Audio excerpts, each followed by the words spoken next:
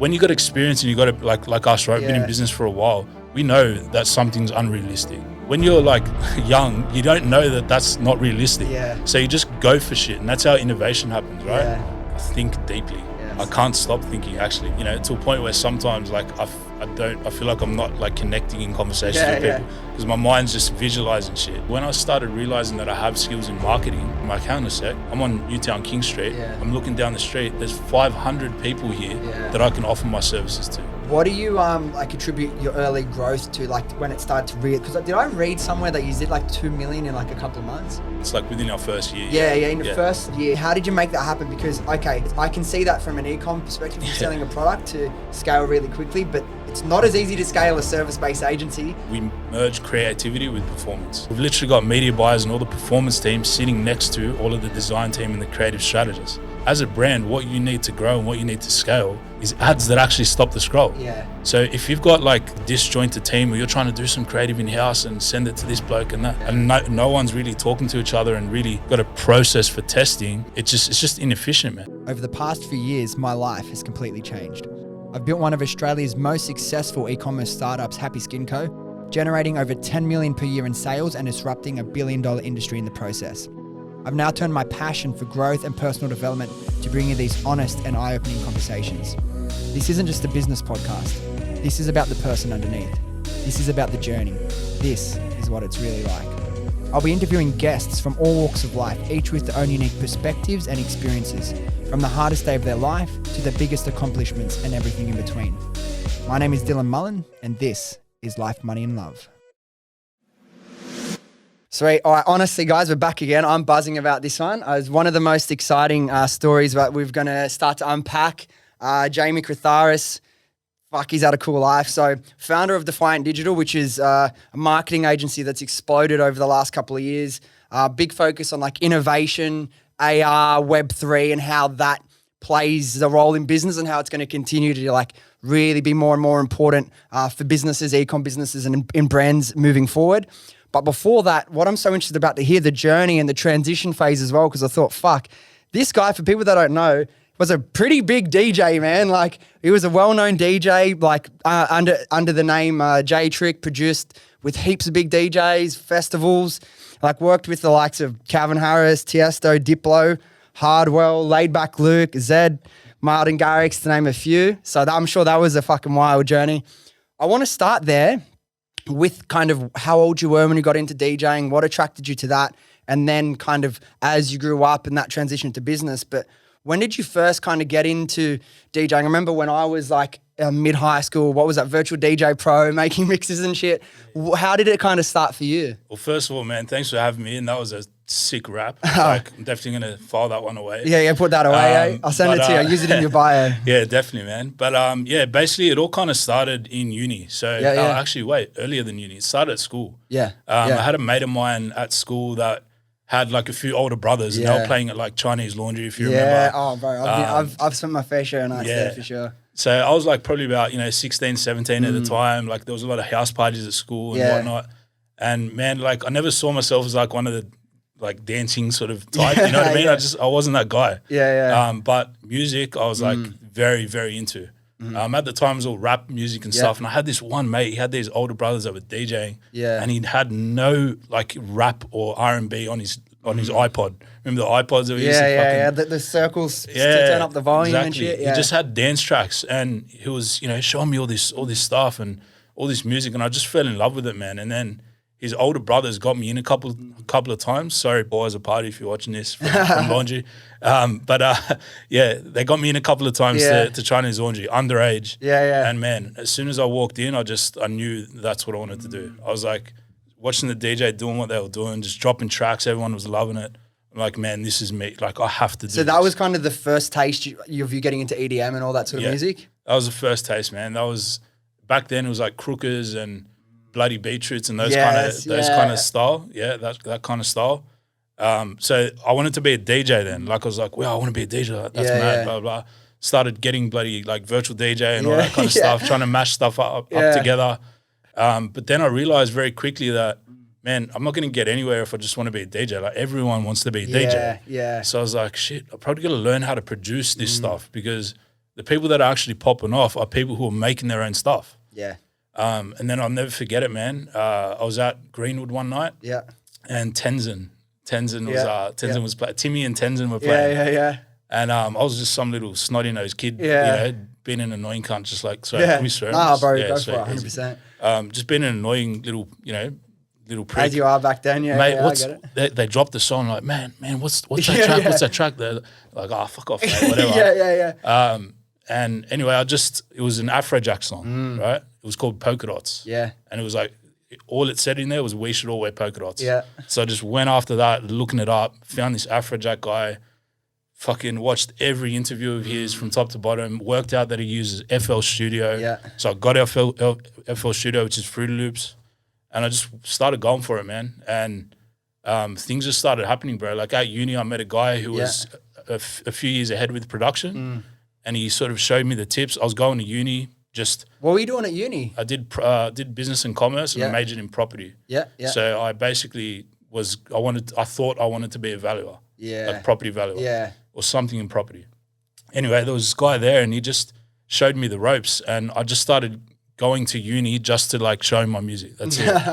And just learn from him. And bro, once I started making music, that's when the attention kind of came. That's when things started happening. That's when people were like, man, come play it, come play here, come play there, come play. I started playing overseas before I actually played here. Fuck, that's sick. I lied to my parents. How did you get how did you get that first job, like the first gig you booked? Oh, bro, I played for free. Yeah. I sat outside of clubs like for hours just trying to get my mixtapes in the hands of people. Proper old school hustle, man. Bro, proper old school hustle, man. And just like getting into the studio with anyone. Like anyone and everyone, I don't care who you are, how big you are, nothing, just getting in. And just like networking in the sense of like when I had some tracks and some ideas, I'd send them to other artists because back then I was like, man, I don't have an audience, right? Yeah. But if I can make this guy with an audience, if I can make something that he likes, then and we work together, then his audience know about me. Yes. Right? And then do it the same again with someone else, their audience know about me. And all of a sudden it's this like multiplier effect. Yeah. So bro, I was like I was collaborating like fucking we were looking you up on Spotify. You collaborated with heaps of big DJs, man. Bro, heaps. And that's just kind of how, like, because also the other thing is I don't know any instruments. Yeah. I don't know anything. Yeah. I don't know how to play piano. So, but I've made records just from ear. So the thing is like, so you didn't do any proper training with like, okay, this is the type of structure and notes and stuff. Nothing. You just went for it. Bro, I had to get scrappy. Like to build a career, I had to get scrappy in the sense of like make shit happen. Like another example of that is I was making music at the start, which sucked, right? Yeah. It was fucking shit. Well, you got to start somewhere. Bro, you got to start somewhere. But like me just being naive, and this is what this is what I love about being like young and naive. Yeah. Oh, it's like you do shit that you don't, like, how do you explain it? When you got experience and you got to, like us, right? Been in business for a while, we know that something's unrealistic. We know, like, nah, don't do that. It's fucking bullshit. When you're, like, young, you don't know that that's not realistic. Yeah. So you just go for shit, and that's how innovation happens, right? Yeah. So, like, my example of that was I was sending music to all these big labels, massive labels, and it was shit music. And they weren't even responding. Yeah. So I was like, well, fuck that. Like, I'm just going to start my own label. Yeah. Right? Fuck, so you started your own label as well. Club Cartel Records, it was called at the time. And, bro, I just started putting out my own stuff. And then I realized as well, like, hang on a sec, all these other people are going through the same thing. I'll give them an opportunity. I'll sign them to my label. Yes. And then all of a sudden, bro, like, it's just networking, man, the network effect. So you got into business pretty soon while you're in, like, in that space as well. You weren't just trying to do it. Like, you know how a lot of people, whether they be actors or musicians, they'll try and make it as a career, but they're not really doing anything themselves. They're just waiting for that phone to ring. And yeah. I don't think I knew it, but yeah, I did. I did without sort of knowing it in a way. Like I was finding my feet and making things happen. And bro, like that's Where was social media at this point? Like, was Instagram was Instagram like baby back then? Yeah. So I remember actually. So Facebook was definitely a thing. Yeah. But I remember going to the States for my first shows. Yeah. I played before like Zedd or someone like that. I can't remember if it was Zedd or someone else. Anyway, I played like a couple festivals over there, and I started hanging out with this like crew of like Mexicans, which ended up being Dioro's crew. I don't know if you guys know Dioro. Anyway, and they're they're all in this Instagram fucking thing, posting up photos and shit, posting up this and that.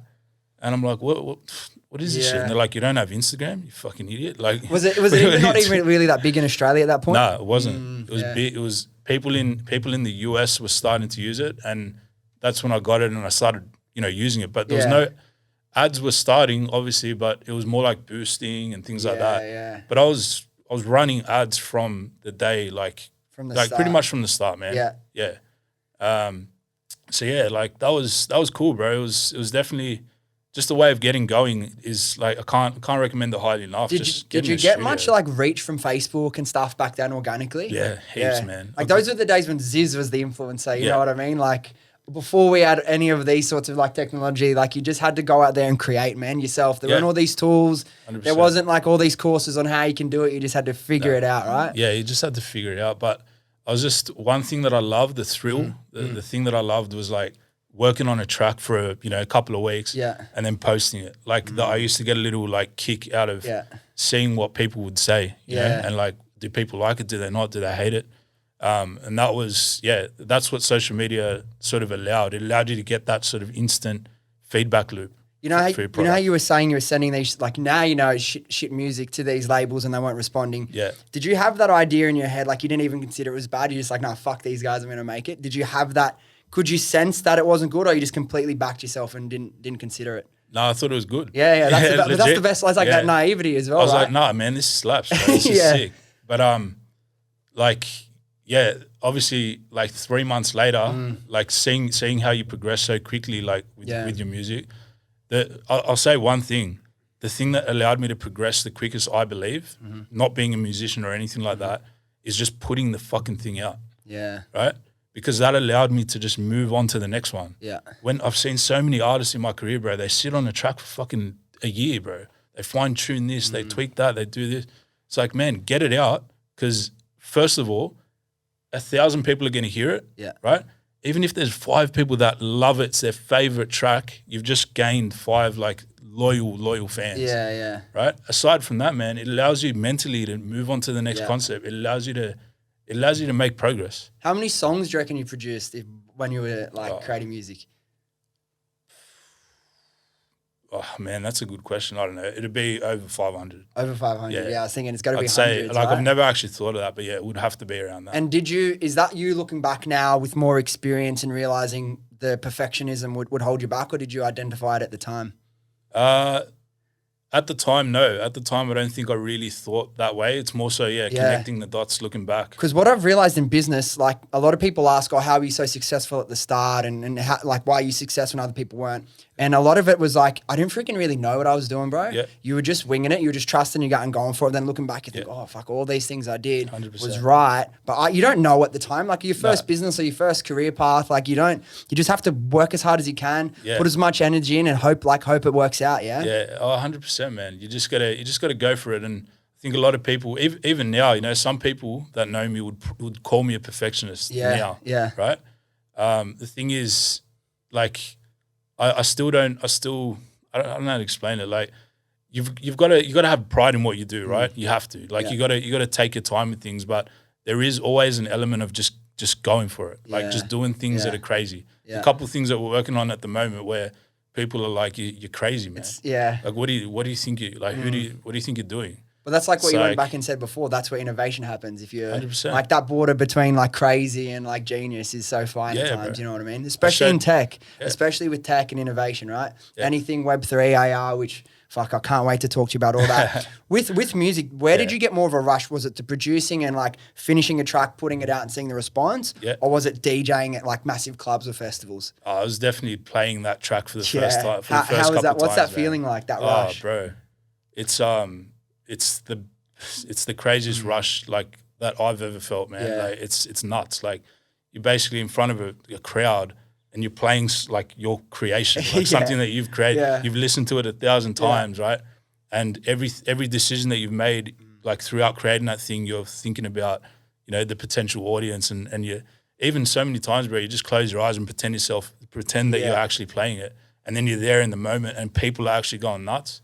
There's no better feeling. So did you visualize much, or do you still visualize much in terms of your goals, whether it be music or business or personal growth? Yeah, 100%, bro. Like I think deeply. Yes. Like, yes. I can't stop thinking, actually, man. Like, it never stops. Like, to a point where, sometimes, like, I feel like I'm not, like, connecting in conversations with people because my mind's just visualizing shit. Yeah. You know, you'd probably know this as an entrepreneur. Yeah, I say this to people, like, everyone's like, oh, you're so lucky, like, you're such a mad life. And yeah, I do. And I'm so glad I'm me. Yeah. But at the same time, it's like, it's not easy to not have an off switch. You know what I mean? Like, I love it and it's the only way I know how to live. Yeah. But like, bro, you don't necessarily want to be like, you got to be a certain type of person to handle it or you'll burn out. Yeah. Right? Absolutely, man.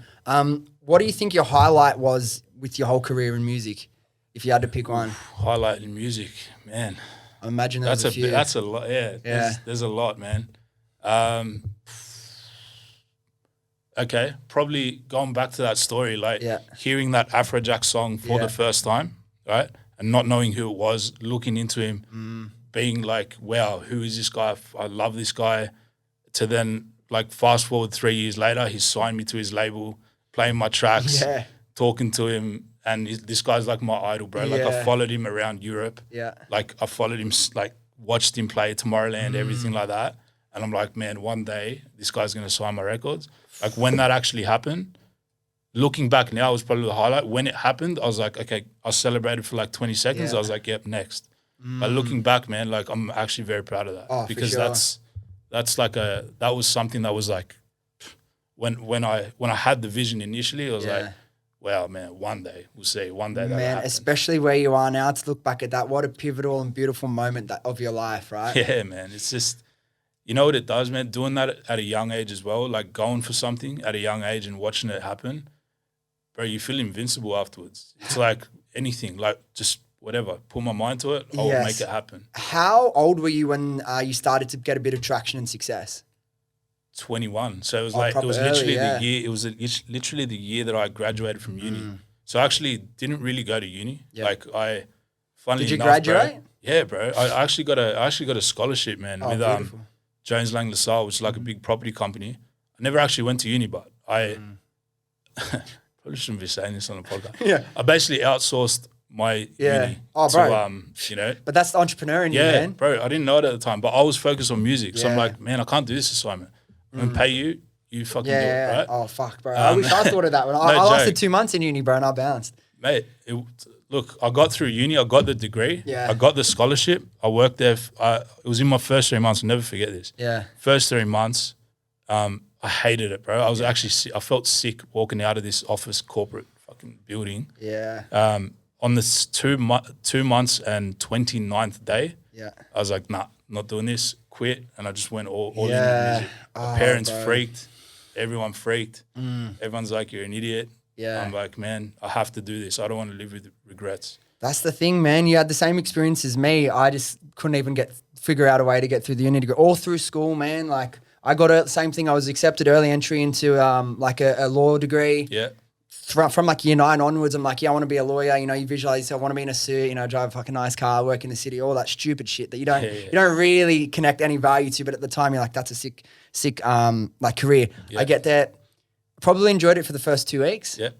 And then straight away after that, there's something in my gut. I just knew it wasn't wrong. Like something was wrong.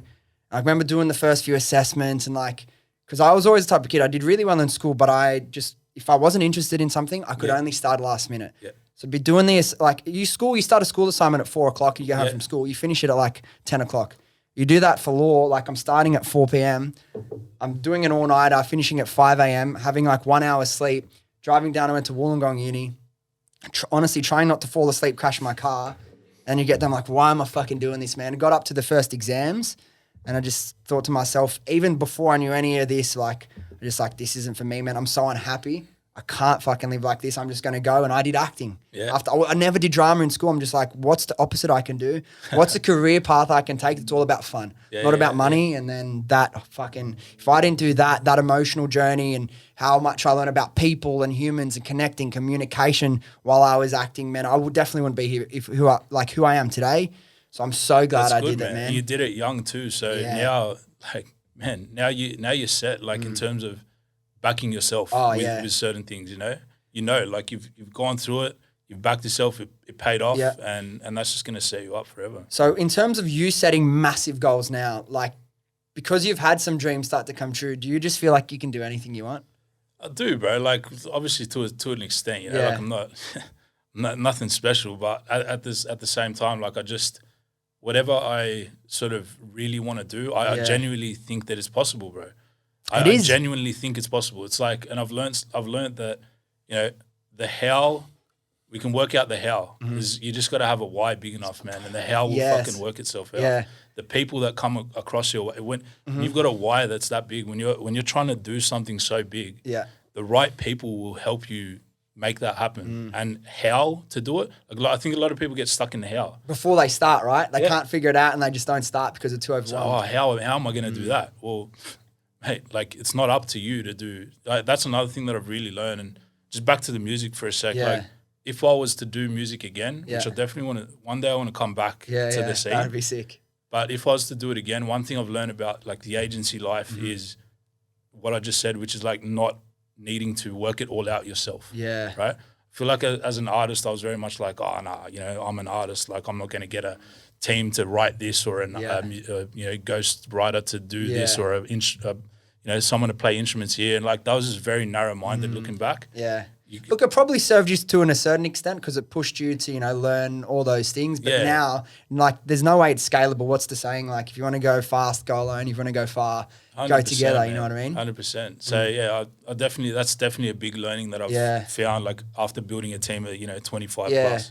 Well, that, like, what you said as well about realizing like that you can achieve these things. Like, think about how much you looked up to Afrojack before, and then you meet him and you realize he's just the same. He's just a human being, man. Absolutely. Started wherever he started, you know, found his why and his passion, and then just things started to happen. And they're not these people that we look up to in business or whatever, art, act, whatever it is. Like, they're just humans, and they started from not necessarily the same spot in terms of family life, but they started fucking. They're just a human being as well. You know what I mean? Exactly. One question I want to ask, and then let's move into the transition into business. But was there anything about the music industry that you didn't like? That's a good question, man. Probably the one thing that got me really uncomfortable about being in the music industry when I sort of realized it was the fact that in Australia, there's probably about, like, the market, there's probably about, I'd say, let's be generous here. 30 to let's say 50, right? 50 places that you'd really want to play at. Wait, that's very freaking generous, actually. Let's say 30, right? 30 sick venues, like around, like I'm talking like, you know, the Ivies, talking like the Met in Brisbane, I'm talking like HQ back in Adelaide back in the day. There's 30, right? Where you'd really want to place yourself as an artist. So I started getting really uncomfortable with that.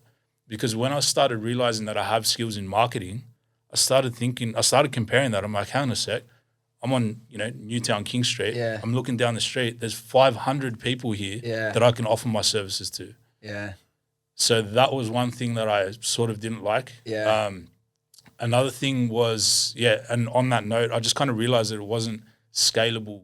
It wasn't a scalable thing. And my mind kind of started going very businessy. At one point in my career. Was there a gap that you stopped producing music, like a clean break before you started working on Defiant, or was it kind of like that scaled down and then the passion for the business went up and you just focused on that? What happened was when I started kind of having these realizations, I started realizing like, okay, or actually, this is what happened. I started losing a bit of my spark and creativity. Okay. And then I was like, all right, well, I'll just, you know, all I know is music. This is what I thought at the time. My dad actually snapped me out of it. I thought to myself, well, all I know is music. So I've got to try to find what else I can do in music. So naturally there's kind of entrepreneur in me, and obviously having a label and providing young kids opportunity, my mind went to, okay, I'll be a manager. Right. And I actually picked up some, you know, two or three really good, like really talented young dudes. Started managing them and whatever, and it was all good. And we got them signed to Warner, and we, you know, got them touring, producing with Timberland and all this kind of stuff. And I was just basically leveraging all of my networks to help them grow. But bro, it's like as a manager, you're getting 20% of what they're getting, and when they're not getting anything, you're getting 20% of nothing.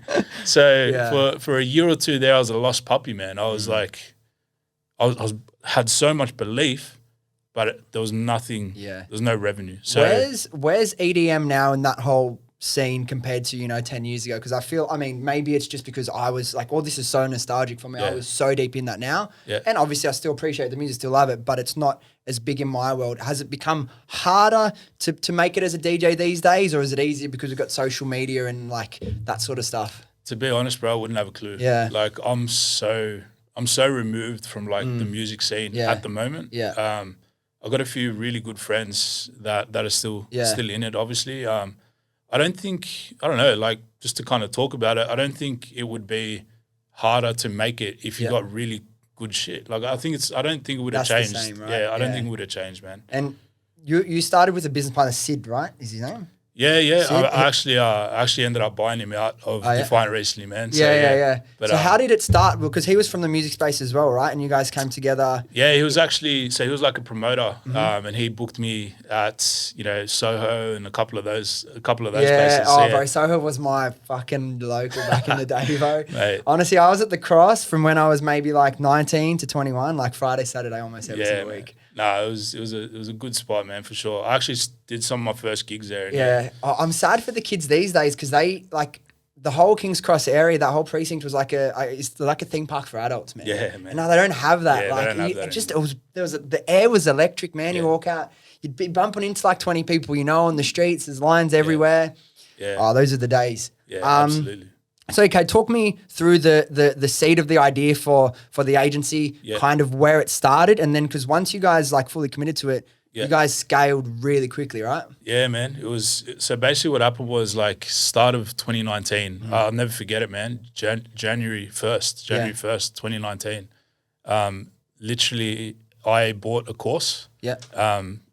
Had about sort of like 20K to my name at the time. Like my funds, I'd bought property and stuff. Like luckily, thank God I did that. Yeah. But like my runway was running out because I was managing these artists and not making anything, pouring money back in.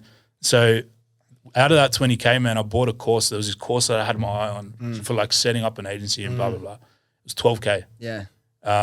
And my missus was really pushing to get engaged as well at the time. Because you're married now, right? I'm married now, yeah. Got there in the end. Got there in the end. Anyway, I had 20K left. I was like, you know what? I'm going to commit to this. It's 12K. Slap it down. Yeah. I bought the course because I knew, I'm like, if I buy one of these $500 Ty Lopez courses or something like that, I'm not going to commit. If it's 12 grand, I've got 20 left, bro, I'm going to want to get that back. So I did that, learned it all in about 3 months, started getting my website together. I started doing free work here and there just to like work things out. And then I launched the website around May or something of that year. 2019 still? 2019. Yeah. So like, 4 or 5 months later, I'd learned a bunch of stuff, launched my initial website. On that day, like within the hour, I found my first employee. Yeah. Right? He hit me up. He's like, man, again, a guy from the sort of DJ scene. Yeah. He's like, man, I've seen what you're doing. Like, I don't know much about marketing, but I want to jump on board, right? Yeah. So he interned with us. He became our first employee. Also, Sid hit me up, saw what I was doing with it, wanted to get in on it. So yeah, we basically just kind of got together. He really helped us get off the ground in terms of like sales, you know, connecting us with some big brands at the time, which was brilliant. Man, and we went hard. What was your initial offering? Like, what was your initial services? Everything. Full service from the start. Everything, man. Yeah. Everything. So everything, every industry. To be honest, it's probably one of the pieces of advice that I hear people say otherwise. Like, I hear a lot of gurus and shit saying, oh, niche down and blah, blah, blah. And even the course that I did said to niche down. Yeah. But I'm very happy that we didn't, man, because we just, like, everything was an opportunity. Yeah. And we fucked up a lot. Yeah. Right? But we learned so much and we got ourselves into doors that we should never have been in. Yeah. And Sid will tell you this if you ever speak to him. Man, he was connecting all sorts of shit and he's like, oh, I've got this brand that wants to do an AR filter. Can we do it? He's like, yeah, bro. Yeah, we can do it. Yeah, absolutely. No dramas. Never done an AR filter in my life, ever before. Can we do a website? Can we develop this? Can we do an app? Yep. We used to laugh. It got to a point where we used to laugh about it. Yeah. Because it was like, who the fuck are we doing this work? But the point is, when you put yourself in those situations, you learn how to deliver. Yeah. And But also it keeps it interesting that you're not just doing one thing in one niche as well, right? Oh yeah, being able absolutely, to man. experience and then you'll gain an understanding and a deeper like view of how all these things work. Like for me, I can relate with the podcast. Originally, we're like, fuck, are we just going to do an ecom podcast? And then is it just going to be business? And I thought, look, I could do that for a year and then I'm probably going to get bored about asking about the same. Oh, okay, so like, tell me, how do you set up your campaigns, all that bullshit? Like business is a big interest of mine and obviously ecom because I come from that space. A lot of people that we interview will be in business, but the fact that we haven't limited ourselves, we'll talk to actors and musicians and athletes and just talk about whatever their world is. You know what I mean? We're both in business, so we'll talk about this world. But then we had an actor on and like people will probably be like, get an insight from you talking about DJing, some behind the scenes shit that people never get to know. Yeah. And for me, it's interesting as well, man. Yeah, no, exactly, man. And I think that's the cool thing about not niching down. Like obviously you niche down, you can get like a bit of a standardized system in place and do things faster and cheaper. I get that. I totally understand that. But just being kind of open to things and, just putting yourself out there in situations where, you clearly have no experience, but you're confident enough to get the job done. Yeah. You're accelerate, like you just learn, your learning accelerates massively. What do you attribute your early growth to, like when it started to read? Because did I read somewhere that you did like 2 million in like a couple of months? Not a couple of months, like within our first year. In the first year. Yeah. How did you make that happen? Because I can see that from an e-com perspective, from selling a product to scale really quickly, but it's not as easy to scale a service-based agency as it is to scale a product. Bro, I would, like, for you it sounds hard, and for me it sounds hard. Like for me, econ sounds hard. It's like, man, it was just about like our ads. Really, we started with ads. Like ads was the thing that just went skyrocketed, man. Because like you did pretty like high value ads, right? Like high production level. Wasn't like UGC shit back then, right? It was like proper. And even now, like the stuff that we do for ourselves is very motion graphics, very 3D. Like which isn't the shit that works for e-commerce brands and stuff. But for us as an agency, we like to put that detail in it. And people were seeing that, and the other kind of agencies like the online marketing experts or like Sydney Marketing Company, like it's just like boring fucking brands, you know what I mean? Yeah. So we wanted to bring something to the space that was cool. Like we wanted to do ads that were like a bit AR, like NFT inspired. Like we wanted to bring that sort of flavor to it. Yeah. But also like, we do all that stuff that all these other agencies do. Yeah. But this is our kind of like flavor. Is built around that. Yeah. Is our kind of flavor. Honestly, bro, our best performing ad, obviously the last 18 months has changed it. It does focus a lot more on UGC, but our best performing ad of all time was this like $20,000 ad, 3D motion graphics, and we made millions off that one ad. Mate, we'll do an ad for you. Yeah, we'll go. Let's get it up and let's do a deal now. Let's go, bro. I want to ask you about the hiring process because you got over 25 staff now.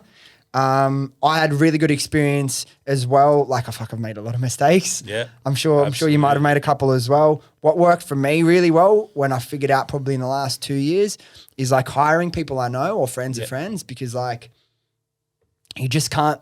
That like energetic fit and that mindset, like that mate that started working from the start said, I don't know anything about marketing, but you probably knew what he was like as a person and working. Like, fuck, I'll give you a chance. That was so important. But talk to me about the challenges you faced. Obviously, it's awesome to talk about the success and all the fun things about it. But what challenges did you face scaling an agency to over 20 staff over a few years? So I think, that's a really big thing that's been on my mind a lot lately, man. Because obviously, like, with buying out the agency from a business partner, like there's some very hard decisions that had to be made, and technically it's like a HR discussion, right? Because it's like, what people do you have in the seats? Like, do you have the right people in the right seats? And that starts from the bottom all the way to the top, right? So I guess like one of the big sort of challenges, one of the things that I've learnt is to not let small things linger, right?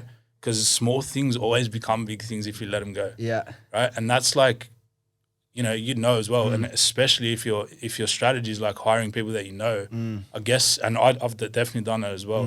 I guess you always want to see the good in people. Yeah, you always want to see, like, they do something like, oh man, he's a good person. Fuck, like let it go a little bit, let it go. For me, that hasn't really worked out. Yeah, I'll be honest, man. I tell you what I struggled with, because I was 24 when we started Happy Skin. Actually, similar process after like the first year, I bought out my business partner too. So that was a whole journey as well. But I learned so much about that, about myself, about communication, about, again, not sweating the small things as well. Yeah. That was a big part of it. And, you know, honest and upfront communication, even if it feels a little bit uncomfortable at the start, in the long term, it's the best thing, right? Yeah, oh, absolutely, man. Like, you know, just not letting things go, addressing them. You know, it's something I've definitely let a lot of things go just to kind of just to see how things play out. And it's just been a lack of experience. But what I've found is direct communication and like really addressing things, not letting them slide, and just setting the bar high is very important, man. Yeah. And leading by example. Like if you're not leading by example, why would any of your team want to sort of you know, follow you and do better? Like it just doesn't make sense. So. And see, the other thing that it was good in, like, it's been great recently, but what I struggled with at times and I was guilty of is like, you hire people, you know, and like they're your age, like you're friends with them. It's like the balance between being friends with someone, but also at the end of the day, being their employer and being the boss. It's like, if 99% of the time it's cool to be their friend, but then there's that 1% of the time where you need to give that honest, you know, feedback or say, hey, we actually can't act like this. Did you ever struggle with that, or was that a challenge for you at all? 100%. Like I didn't just decide to, you know, like sort of end things with my business partner like on the dime. It was like, you know, there was a lot of thought that went into that, and you know, I actually as a person, like really sort of enjoyed working together and hustling with him. But it just becomes a moment where it's like, this is no longer about like friendship. This is about like, if this business is going to survive, and if we're gonna feed 25 mouths, the fucking, like, we've got to make sure everything's firing correctly, bro. Bro, what about that? Like the pressure when you have 25 people to pay, like you, like that we were talking about before, like you can go away with your missus for a weekend or a week, but do you ever fully switch off? Like 100%? It's in the back of your mind, right? Yeah, no. To be honest, no, man. And like I say, a lot of this shit about, you know, work-life balance and stuff like that. Yeah. Like, I don't know what that is. I don't know what that means. Like, because to me, man, I got a very strong purpose with what I'm doing. So I don't need balance. Yeah. Like I'm hungry to fucking achieve what I want to achieve, and I got a higher purpose. So why do I want to balance that? Like, what am I balancing it with? I don't know. Bro, the same, man. I'm the same, and this, rightly or wrongly, something that's been ingrained in me. And it's like, I'm a very already self-confident, like I have a lot of self-belief. I speak to myself positively, but the one thing that gets to me, or the one like measure of like how I'm feeling internally, is if I know I'm putting in enough work to achieve the goals I want to achieve, I feel good regardless of how results are going. Things 100%. Might be fucking up or struggling, but if I go to bed at night knowing I've tried my hardest that day, I'm fine. If things are going well and I go to bed knowing I've been fucking around for the last week, I start eating myself up inside, exactly. Man. So like balance, right? When I think of balance, it's like, okay, so you're gonna work for a certain amount of hours, then you're gonna balance it by doing nothing or doing like partying or whatever it is. But like for me, when I'm balanced, I feel shit. Like I feel like anxiety. But balance is different for everyone. Your balance is working hard, and then, you know, because you're chasing a goal you're passionate about. And then, you know what, going out for dinner with your missus on a Saturday night is enough. Like, you feel refreshed to go. Yeah, exactly. Some people, and I know I was definitely like this, when I was working in business development in sales before I started the business, bro, I couldn't wait till 5 p.m. either. I couldn't wait till the weekend to, you know, just chill out or actually think about how the fuck I get out of this life. Like, the way I say it too, man, is I really say it as like life works in seasons as well. Okay, you know what I mean? So like right now, bro, the season is fucking put your head down. Like for me anyway, it's like, bro, it's put your head down, go fucking hard. Like the last 3 months, bro, I've been doing like 5 roles, right? But next week I've got three new people starting in the agency, right? And that's going to be a season of training, delegating, handing some stuff off. I'm going away on a little trip with the missus like in a couple of weeks too. So you know what I mean? So it's just, there's moments where there's no balance, bro. Like, you balance, you're fucked. You got to put your head down and just go. I've never heard it said like that. Life is like, it happens in seasons, whatever. But like, as soon as he said it, makes so much sense, bro. Man. It's reality. But I know I thrive on a life like that, and I enjoy that. I want to ask you a question. Let's just say I'm here, Happy Skin Co, an ecom brand, or whatever, any other brand that's coming at you, and you're having a meeting. I know what you do is, let's leave the AR stuff. I want to talk about that next. But as like a normal agency coming to you, full service marketing, why would Defiant be the right partner for us? Kind of where's your niche inside that? What's your really exciting offering? Good question, man. Like basically the thing that we do different is we merge creativity with performance. Okay. So there's a lot of agencies out there that do creative work. They do branding, they do, you know, all that cool stuff. And then there's a lot of other agencies out there that do performance marketing. So they'll run your ads, right? They'll run your search, they'll do your SEO, they'll do all that kind of stuff. There's not a lot of people that do well at merging those both together. And what we are is a creative performance agency. That's what we call ourselves, right? And like we've literally got media buyers and all the performance teams sitting next to all of the design team and the creative strategists. As a brand, what you need to grow and what you need to scale is ads that actually stop the scroll. It's ads that are going to get people to actually stop when they're scrolling a million miles an hour, pay attention to what you got to say, and then go and click. Right? So if you've got like a disjointed team or you're trying to do some creative in-house and send it to this bloke and that, and no one's really talking to each other and really got a process for testing, it's just inefficient, man. Well, that's the biggest challenge, and that's if you can find a team, whether it be internally or externally, like you guys, that can truly understand how creative and performance works together. That's the $1 million piece for anything in e-com.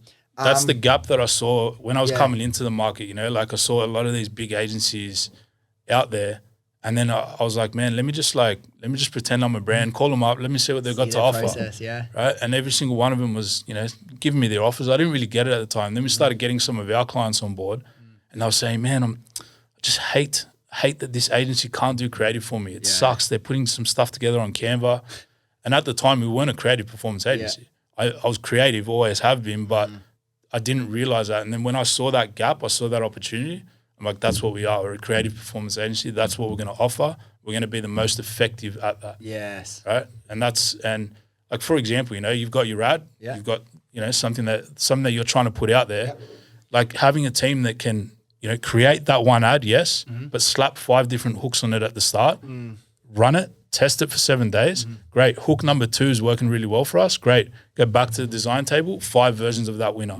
And you've got this cycle. You've got this like, bro, it's almost impossible to not get better performance out of creative when you do it like that. And how have you guys had to adjust over the last 12 to 18 months with all the iOS updates? Because I know a lot of marketing agencies that never came back. Bro, I love it. Yeah, I absolutely love it, man. When it first came out, everyone was shitting themselves. I was like, mate, I'm so glad we decided to go this route. For the simple fact of what's become even more important now is all of the metrics before the click. Because Facebook can't see what's going on after the click as well as it used to be, right? So now the creative is now even more important. It's like hook rate, like how many people are watching 3 seconds of this video. That's become a metric that people are looking at. Average watch time, obviously CTR, like everything there is like a pre-funnel before they click. So, man, it's for us, it was an opportunity. And that's when people come to us and they're a bit scared about that and they're like, oh, my tracking's off and blah, blah, blah. People like did you find many people come to you with like bad experiences or their agency couldn't fuck shit up around that period? Oh, yeah, 100%. Like, to be honest with you, bro, we actually play on, like we run ads for that exact reason because we know that people are getting burnt by that. And there's a better way, like, seriously, there is a better way. You know why as well, man? Because not all of them. I'm sure there are a lot of legitimate agencies, but there are a lot of these like 20, 21-year-old kids that started an agency from their bedroom. And when it was easy, they could do it. But as soon as it got hard, everyone's like, what do I do? Yeah. Man, I don't begrudge those guys because I was that guy too. Oh, no, bro, go for it. I'm all about starting a hustle, figuring it out as you go for sure. But that's where I found a lot of people starting to get caught out. Another thing I wanted to ask there's some agencies that just focus on SEO and stuff, but a lot of e-com brands sleep on SEO because they don't fully understand it.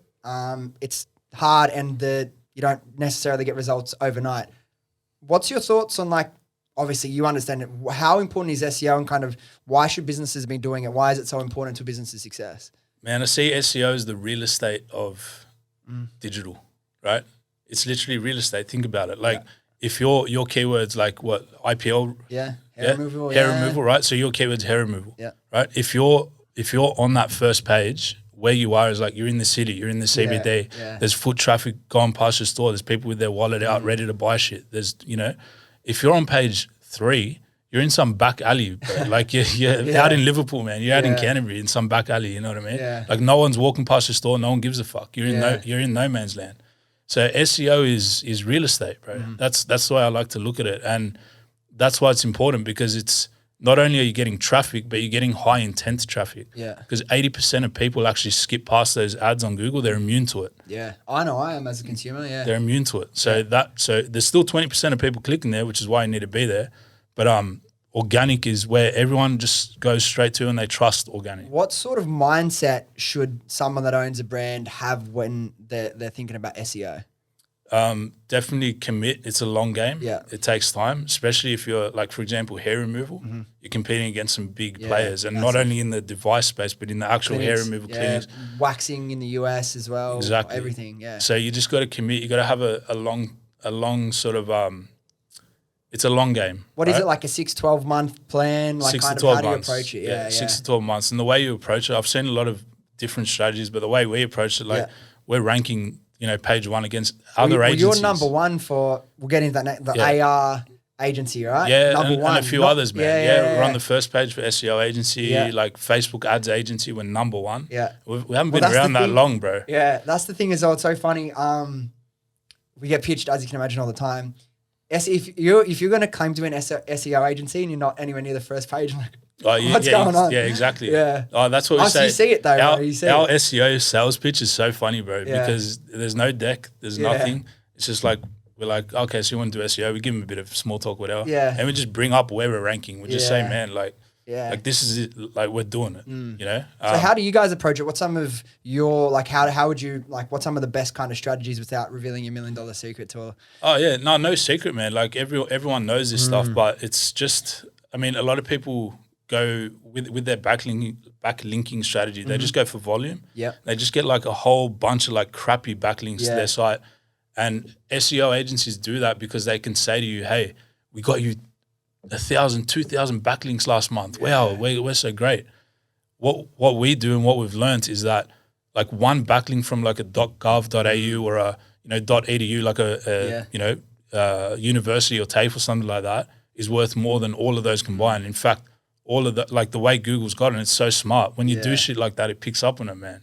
It knows that you're trying to play the game. So we just go for quality over volume, and we'll reach out to universities like TAFEs. So for example, like we've got a panel beating client that we do SEO for. We reach out to TAFE. We write a blog post on top 5 trends in the panel beating space. Yeah. Right. We'll write it for them. Their writer gets the credit, and they just give us a backlink in return. Yeah. And we've got a .gov or .edu really backlink. Yeah. All so that's the game, man. Yeah. For anyone who doesn't know, what is AR and Web3? And then once you answer that, how is it becoming more and more important for business, and how can businesses leverage these technologies for growth into the future? Yeah, so AR, like a lot of people's experience with AR will probably be the filters, like on Snapchat, stuff, Instagram.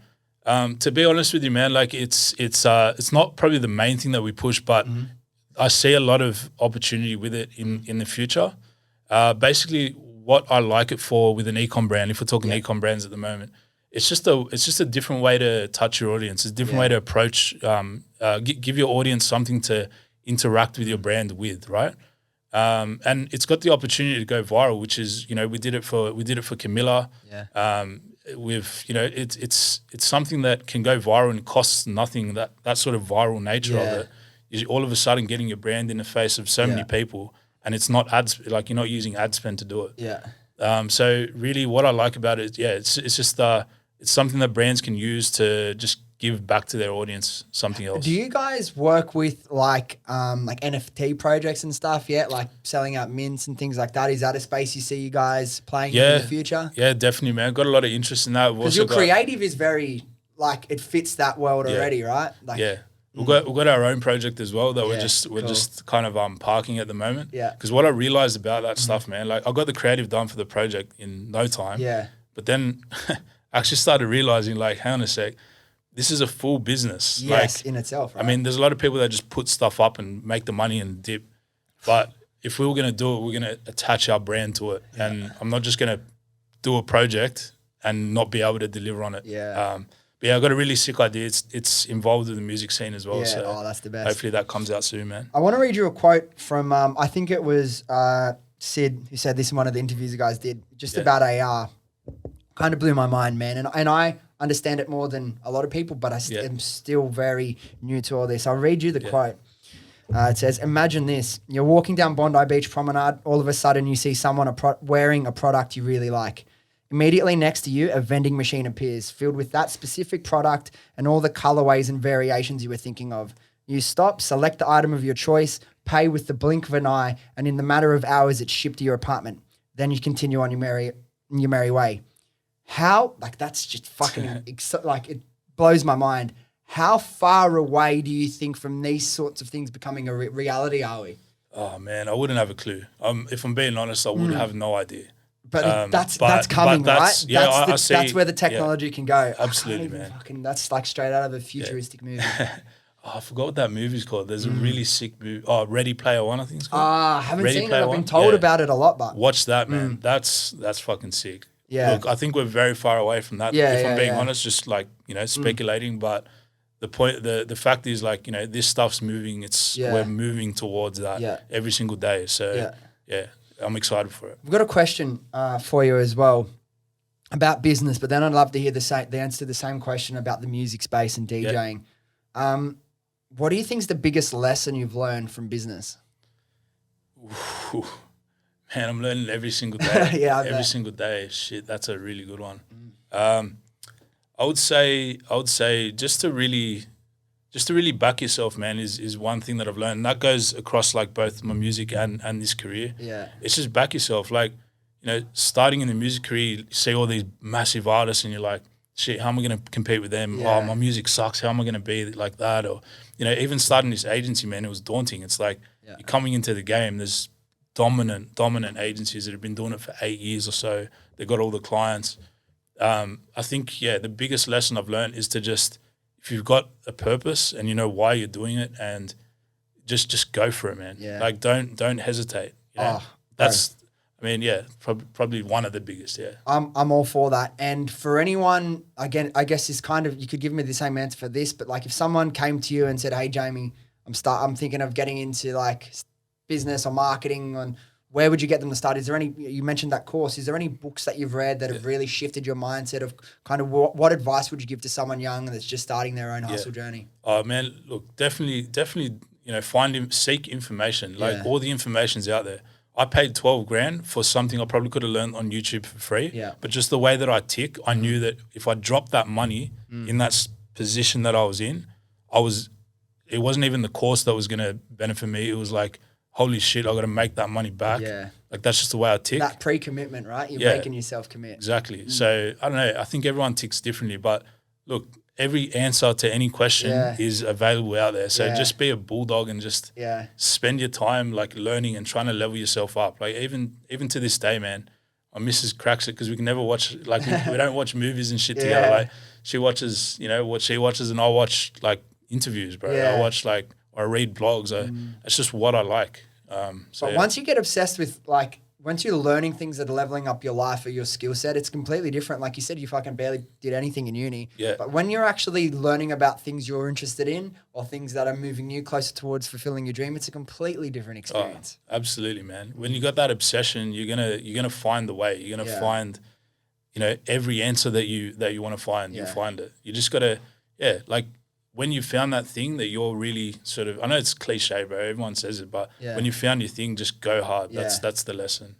Bro, I can relate big time. And for you, you mentioned the NFT project idea that you've kind of got in your back pocket, but where do you see the next 5 years for yourself and Defiant Digital? Yeah, definitely see the agency continuing to grow. Yeah. We're just about to like rebrand everything, refresh the brand. So I've been working on that for a while. Very, very keen with that. So definitely see Defiant being like the machine to a lot of things that I do. Yeah. But I definitely want to start a brand, like an e-com brand. I've got a couple of ideas.